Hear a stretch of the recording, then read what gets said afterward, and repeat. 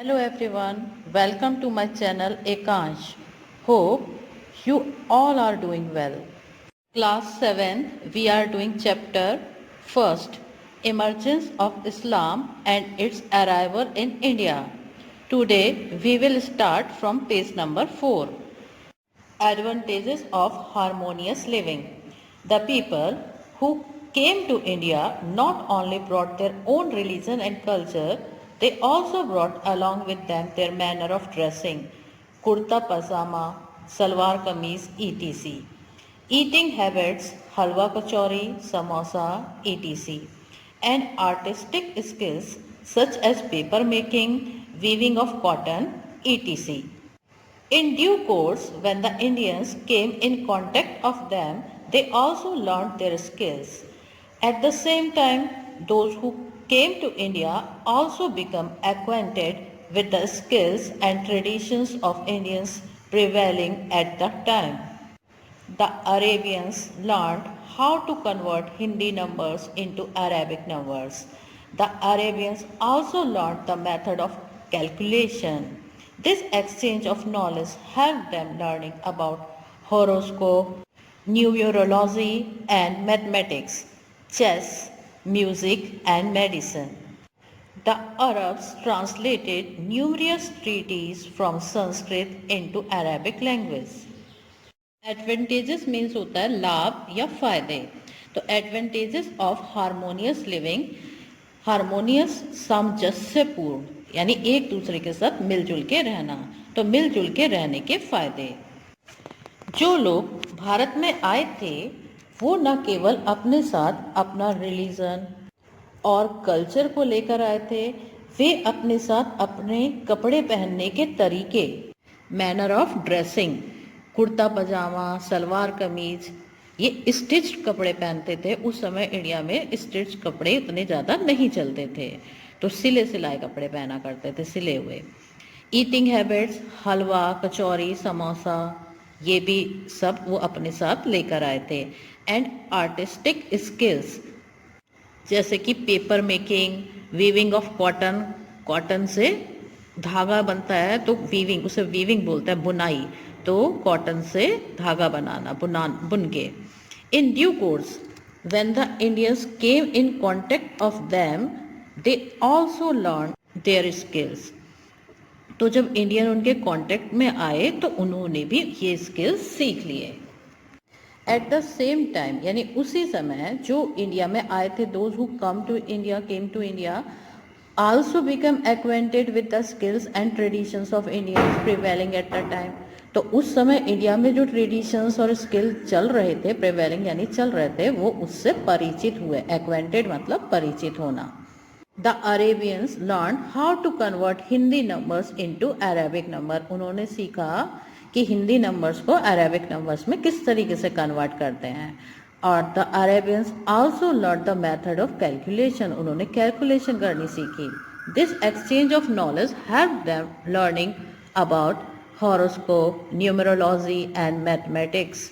तो उन्होंने इस एक्सचेंज ऑफ नॉलेज के से हॉरोस्कोप, जो ज्योतिषी शास्त्र होता है, जो उसे कुंडली, ये हमारा हॉरोस्कोप होता है. न्यूमरोलॉजी अंक शास्त्र, नंबर पर बेस्ड होता है. और मैथमेटिक्स सीखी, चेस सीखा, म्यूज़िक सीखा और मेडिसिन जो है उसके बारे में भी उन्होंने सीखा. अरेबियंस ने संस्कृत में जो उस समय बहुत सारे ग्रंथ थे उनका अरेबियन लैंग्वेज में ट्रांसलेशन कर ली. ट्रीटीज मीन्स ग्रंथ. तो द अरब्स ट्रांसलेटेड न्यूमरियस, बहुत सारे ग्रंथों को from Sanskrit into Arabic language, Sanskrit से अरेबिक लैंग्वेज में उन्होंने उसे ट्रांसलेट कर लिया. India at the time of Turkish invasion. Invasion का मतलब होता है आक्रमण. तो अब हम पढ़ेंगे at the time of invasion, मतलब जिस समय टर्किश ने इंडिया पर आक्रमण किया तो उस समय इंडिया की क्या पोजीशन थी. There was no powerful ruler at the time when Islam developed in North India.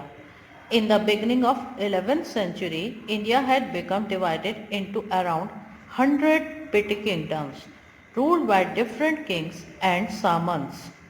Most of such rulers were Rajputs, Hence, that age is called the age of Rajputs. The rulers of these petty kingdoms were always busy in spreading of their territories and in the fulfillment of their own vested interests.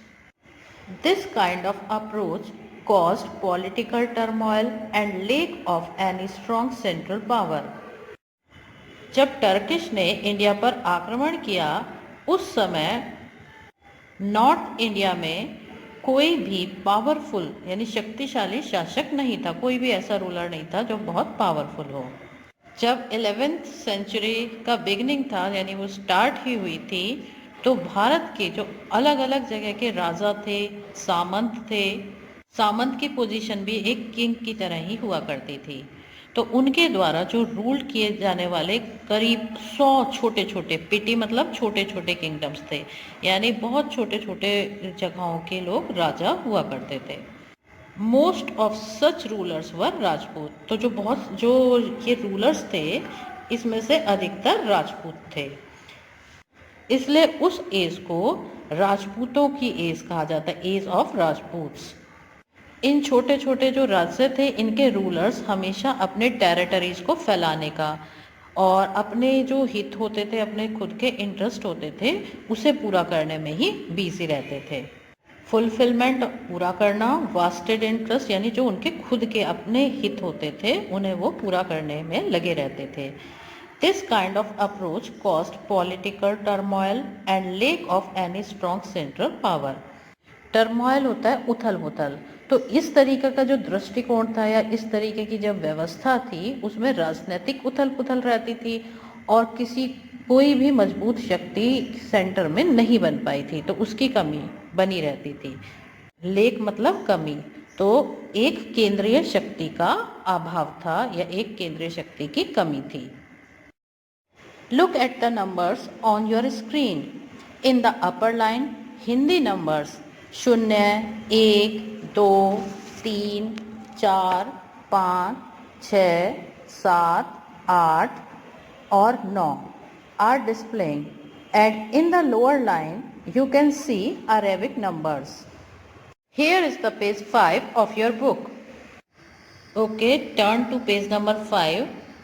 It was because of their peculiar geographical location the Rajput kingdoms became the savior of India from Arabic and Turkish invasions.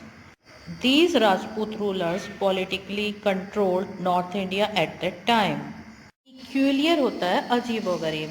India की जो geographical position है वो कुछ अजीबोगरीब है। अजीबोगरीब in the sense कि यहाँ लैंड जो है अलग अलग कंट्री से टच करती है और हर एक जो भी किंगडम होता है वो अपने किंगडम को विस्तार करना चाहता है, और इंडिया जो नेचुरल रिसोर्सेज से रिच भी था, तो इस कारण अलग अलग जो एम्पायर्स थे वो अटैक किया करते थे।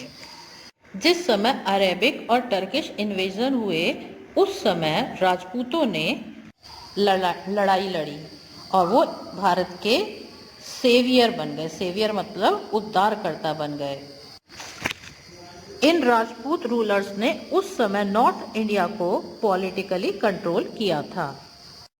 Now you know, between 10th century to 13th century, India was divided into several petty kingdoms.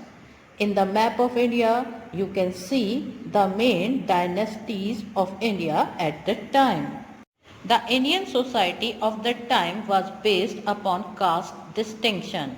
The Indians used to consider themselves as superior than the others. Therefore, they become unaware of what progress was happening in other parts of the world. उस समय की Indian society जाति भेद means caste distinction पर आधारित थी। Indian स्वयं को दूसरों से सुपीरियर समझते थे, इसलिए वे इस बात से अनजान हो गए कि दुनिया के जो अदर पार्ट्स हैं उसमें क्या प्रगति हो रही है, क्या प्रोग्रेस हो रही है।